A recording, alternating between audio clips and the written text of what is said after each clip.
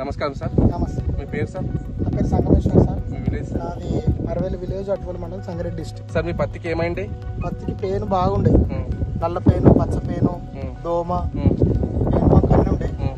అయితే ఇవి ఉన్నాయని మా మరవెల్లి వెంకటేశ్వర ఫర్టిలైజర్లా సిగ్నోవాది ఎక్సోబాస్ సామ్రాయ్ తెచ్చి స్ప్రే చేసిన తర్వాత ఇప్పుడు 3 days అయిపోయింది.